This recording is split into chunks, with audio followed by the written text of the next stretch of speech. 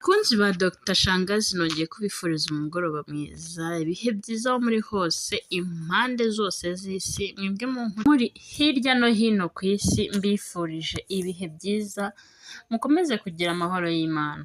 Uyu munsi wa none rero tugiye kureba uburyo bwiza butanu wateramo akabariro, ubundi ugashimisha umugore wawe. Nk'uko abakunzi bacu bakomeje kutwandikira, badusaba ko twazabareka uburyo umugabo yakoramo imibonano mpuzabitsina maze umugore we akanezerwa, twubahirije ibyifuzo byanyu, tubahitiramo uburyo butanu bwiza wayikoramo, ariko niba uzi ko uri munsi y'imyaka 18, ubu buryo ntabwo bukureba.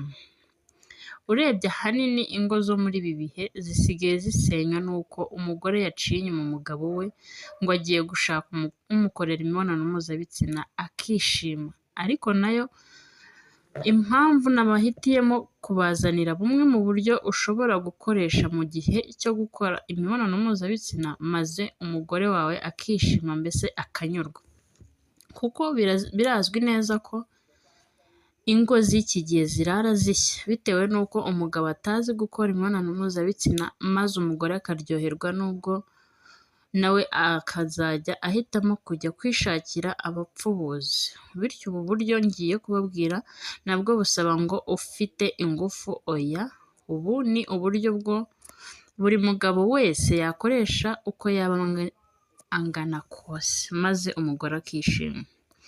Uburyo bwa mbere buragira buti: ubu buryo burasaba ngo umugore aryame hasi agaramye maze umugabo nawe amupfukame hagati y'amaguru, nuko umugore afata amaguru ye ayashyire ku matako y'umuhungu cyangwa se umugabo we, umugore narangiza aze noneho akwinjiremo neza. Ubu buryo buzatuma umugore aryoherwa ndetse n'umugabo yumve ko afite umugore neza, nawe bimutere kuryoherwa, ndetse bizongera bifashe n'igitsina cy'umugabo kwinjira neza cyose mu gitsina cy'umugore, ku buryo kizaba cyisanzuye mu gukora ibyo umugabo ashaka mu gitsina cy'umugore.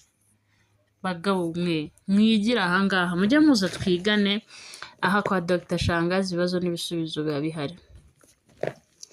Abagabo rero ndongera kubibutsa ingingo ya kabiri agira iti: ubu buryo bwo gusaba ko umugore aryama ku buriri bubitse inda ariko akibuka kuzamura ikibuno ho gatoya ndetse anatandaraje ho gato, ubwo umugabo nawe icyo azakora azapfukama maze yinjize igitsina cye mu cy'umugore bitamugoye. Ubu buryo buzatuma umugore aryoherwa ndetse atavunika kuko imibiri iba yegeranye cyane. Ubu buryo kandi waba ufite n'igitsina gito bugerageza gutuma ushimisha umugore wawe. Wow! Mwigireho mwigire akantu ni keza. Ubu buryo bwo noneho busaba ko umugore yunama ku gitanda, ubwo ni ukuvuga ngo agashinga amavi ku gitanda, inkokora akaba arizo afatisha hasi, umutwe nawo akawushyira hasi maze ikibuno kikajya inyuma. Icyo gihe n'igitsina cy'umugore kizaba cyaje inyuma. Ubwo umugabo nawe icyo azakora nta kindi ni uguturuka inyuma maze agasa n'usutarara maze akinjizamo igitsina cye mu cy'umugore. Uburyo buzafasha umugabo kwinjiza igitsina cye mu cy'umugore uko abyifuza, bimufashe no kuruhura umutwe we, yewe n'umugore azaryoherwa byiza kuko uzaba uri gukora mu mpande zose z'igitsina. Uburyo bwa kane rero, murabizi ko uyu munsi twabateguriye uburyo butanu, ndabona ibintu bimaze kugenda bisobanuka, namwe mujye mwigiraho mubashe kwigisha n'abandi, kuko ibintu ntabwo ari ibyo tugomba kwihererana. Kora share, comment na like, ubundi na mugenzi wawe ufite iki kibazo yumve ko agomba guhinduka. Bagabo beza, namwe bagore beza, rubyiruko, twibukiranye ko nta mwana uri munsi y'imyaka 18 wemerewe kumva iki kiganiro, kuko ni ikiganiro cy'abakuze babasha gusobanukirwa ibi bintu ubu buryo bikoramo. Ubu buryo bwo nubwo budakundwa gukorwa n'abantu ariko ni bwiza. Ubu buryo bwo busaba ko umugore n'umugabo bahagarara maze umugore akazamura akaguru ke akagashyira ku kibuno cy'umugabo, ubwo umugabo nawe agahita agafata maze akagatanyura. sinzi niba iki kinyarwanda kivugitse neza, hari ukuntu uzamura akaguru k'umugore nyine biri romantike, apana kuvuga ngo uratereka hariya nyine. Nk'abantu mubizi muze kunyandikira muri komenti nk'ikinyarwanda cyiza umuntu yakabaye akoresha kuri iri jambo. Umugabo nawe icyo agomba gukora nta kindi ni uguhita yinjira hagati y'ibibero by'umugore, ubundi agahita ashyira igitsina cye aho cyabugenewe. Ubu buryo buzabafasha mwembi gukora imibonano mpuzabitsina murebana amaso ku maso, maze mubone n'uburyo musangira uburyohe, yewe n'umugabo bizamufasha kwinjira mu mugore neza, ubu umubiri ku mubiri, murebana neza, ariho musomana, ibintu byose bigenda nk'uko mwabishakaga, ku buryo muza kurangiriza rimwe mwese mwishimye. Uburyo bwa gatanu ari nabwo buryo nkeneye ko muza kwibandaho mwebwe mwese, ababashije gukora imibonano mpuzabitsina iteguye neza. Bana bari munsi y'imyaka 18, abashakanye cyane cyane, namwe rubyiruko sigaye mbona rw'iyi minsi, nabonye aribo bambaza ibibazo byinshi cyane. Ubu buryo bwa gatanu nimwe bureba.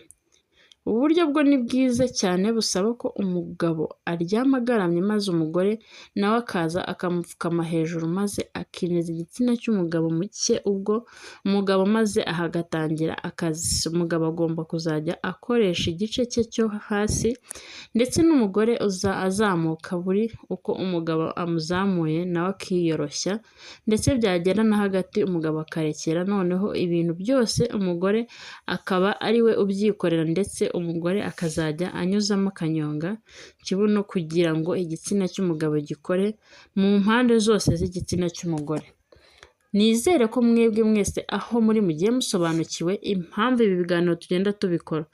Nta wundi bwango tuba tugira ngo ingo zanyu muzubake neza zikomere, mwumve ko urukundo rwanyu, umunezero w'urugo ari wo tubifuriza. Abagabo bose muri rusange nabifuriza kubaka mukagira iterambere, mukagendera ku buryo bwose niba nagiye mbigisha, ntabwo ari benshi babasha gusobanukirwa ibyo tuba tuvuga, ariko mwebwe mwabashije gusobanukirwa uburyo Dr. Shangazi avugamo, nabagira inama y'uko mwajya mukurikiza inama. Dukeneye imiryango yubatse neza, urugo rukomeye, ejo hazaza. Reka twongere twibukiranye izi ngingo zose, kuko twebwe ubwacu hari ingingo tutirengagije. Urabona iyo umugore ahagaze n'umugabo we muri dushe, cyane cyane nk'izi dushe za kizungu ziba zifite amazi aturuka hejuru, iyo umugabo n'umugore barimo ari ukuntu ufungura amazi akamanuka, nko kuri iyi ngingo ya 4, kwa kundi navugaga ngo uzamura akaguru ukakazamura gakeya, ko kundi ukandagira hejuru ya toilette, ukazamura akaguru k'umugore wawe ukakigerekaho weho wakandagiye kuri toilette, ubundi ukamwegereza, mukabanza mukagenda musomana gake gake, mwumva uburyo buri wese akeneye mu undi, ibibazo bikagenda birangira, noneho nawe ukajya umuganiriza gake, nyegera sheri, nyegera shushu, kugeza ubwo igihe na wa mugore ari buze kuba yamaze gufatira ubushyuhe nk'ubw'umugabo ariho, ibintu byose bigenda nk'uko umugabo nawe ameze, mukumvana. Ibi bintu birafasha. Wakumva byanze ukamufata mukegerana, mugasa nk'abanza mugahoberana. Murabizi ko guhoberana bizamura ya endorphins nababwiye kare. Endorphins twaje gusanga ari umusemburo uzamura ibyiyumviro byinshi, ugasobanura n'uburyo umugore cyangwa umugabo baba bagomba kuvubura umuvuburo w'inuza w'umunezero mu maso yabo, buri ubabonye hirya no hino akanezezwa no kubona ko uwo muryango wishimye.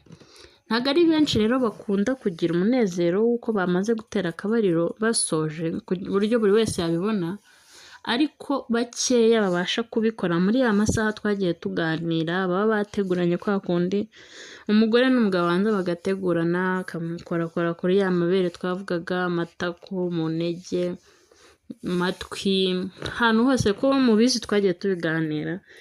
Utabyibuka asubira mu biganiro twakoze mu minsi itambutse, ajye yumva, mubashe kubaka ingo zishingiye ku rukundo, Ibintu byose rero nubasha kubyubahiriza uzaba mu rukundo ruzira uburyarya, urukundo rudafite icyo rutwaye, umugore udaca inyuma umugabo, umugabo utaca inyuma umugore we, kuko izi ni impamvu, ni inkingi tugomba kubakiraho za buri munsi. Ukibuka ariko ko iyo mutangiye mubanza mukaganira, mugasoza munaganira. Bizabafasha kugira urugo rukomeye. Namwe mutararugira mwitondere kumva ko gahunda ari uko utera akabariro umwe agahita aca undi agaca. Oya, namwe birabareba, mukurikize izi nama za Dr. Shangazi.